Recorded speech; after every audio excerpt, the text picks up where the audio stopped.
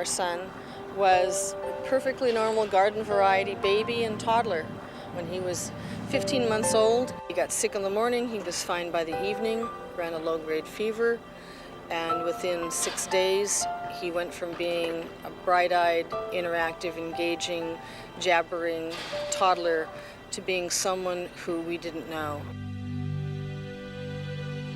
He requires quite a bit of care. He can't bathe himself. He can't do normal toiletries on his own.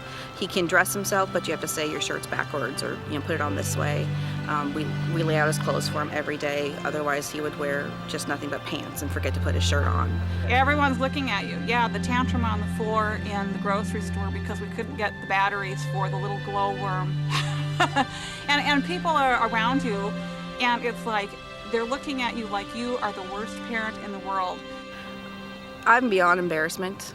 You have to be prepared for anything to happen, whether he's gonna squawk like a bird, growl like a dog, or throw something across the room. I mean, you have to not get your feathers ruffled very easily. We've had to confront the not the possibility, but the reality that our son will outlive us. The biggest heartache we have is, okay, he does outlive us. How can we find the people who will take care of him as well as we do? What we're looking for is someplace that understands autism, that understands Dre, that's willing to learn about him, that's willing to continue to help with his development and growth as a person. Today, 1 out of every 150 children born is diagnosed with autism, more than with AIDS, diabetes, and cancer combined. There is no known cause, no miracle drug. It is the fastest growing serious developmental disability in the U.S. People with autism may speak very little or not at all, and most lack the social skills required for relationships, sometimes even with their parents. You don't get the words that say, "I love you, Mom." You don't get the child that runs up to you and throws her arms around you and gives you a big hug. You know that there's affection in there, but you don't see it the way you would with a different child. But it is a mistake to believe that those with autism prefer to remain alone. They simply have difficulty processing and responding to the world. As children with autism grow to adulthood, the challenges continue and change. Right now, there are few options to achieve a meaningful life for these adults, who may want some independence, but need ongoing care, support, and structure. Most of the options that are out there they're not viable options for us. You have this expectation of a good place that you want them to be, someplace that you feel safe, someplace that you feel is not just there to feed them and give them a bed to sleep in, but take care of them, all of their needs. I want her to be happy. I want her to live life the way that she wants to. You want the best thing for your child, just like every parent does.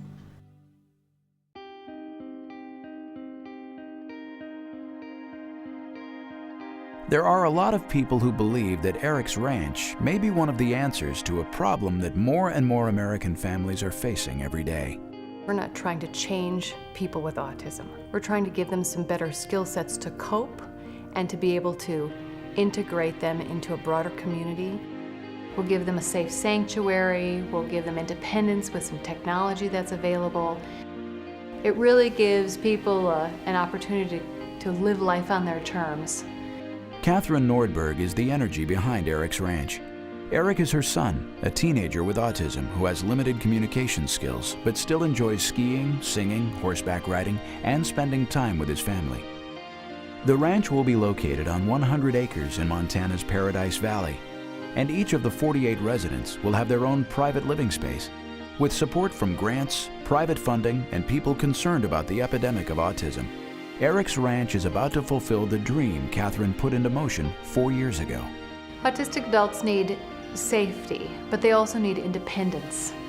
And they need support and encouragement to learn new things and to continue to grow. And that's what we call lifelong learning. Lifelong learning is all about choice and will give residents the chance to learn and grow at Erik's Ranch. Structured plans will be created for each resident that will create opportunities for self-discovery, independence, and the satisfaction of learning skills that can be applied to their world through rewarding choices of their own. Imagine coming to Erik's Ranch and experiencing the fact that your sous chef is autistic. The historian at the ranch is autistic, or your concierge is autistic. These are skill sets that they have and that they can bring, but nobody's giving them that possibility. We don't want him in a sheltered workshop where he sits at a picnic table sorting bolts and nuts and doing busy work. We've had the idea of him maybe working in like a greenhouse or someplace where he's collecting eggs in a farm-like situation where he doesn't have all the hubbub and stress of a large assisted living situation. At Erik's Ranch, we'll work to provide a social network, something we call individual community building, for those who have difficulty building one of their own. And beyond their neighbors, our residents have the chance to make connections with our volunteers from around the world. If people can get to know them for their unique abilities and look beyond autistic behaviors, they'll form relationships.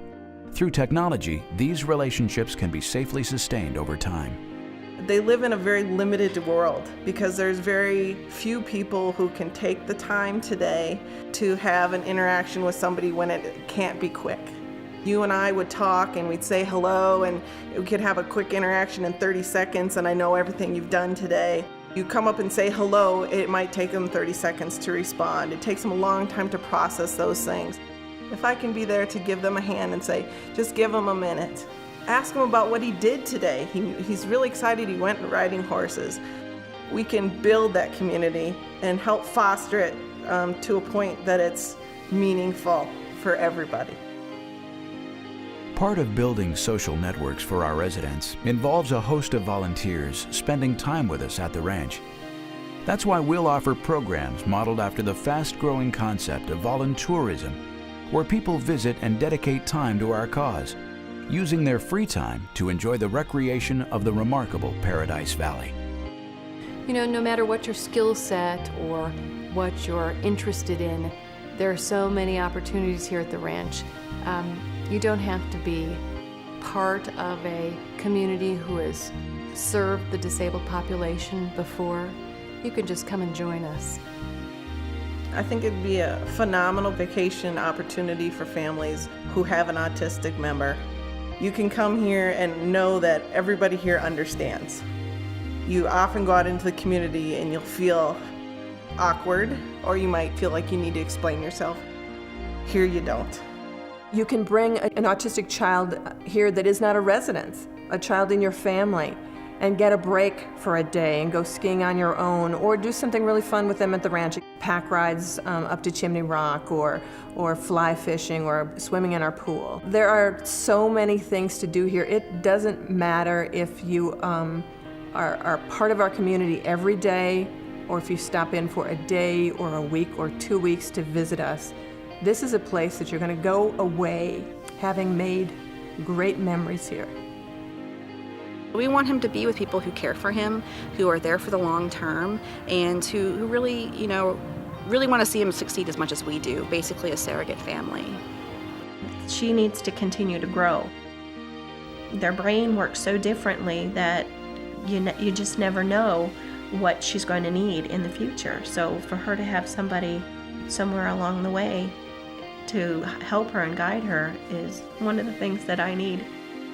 The number one thing at Erik's Ranch is that we can not only maximize their potential, but we can give parents the confidence that their child is living a life that is full of possibility.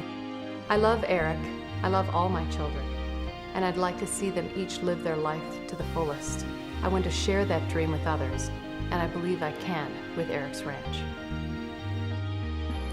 The happy ending would be most likely, I don't know the happy ending. I haven't been down my path of life yet. I'm just starting it.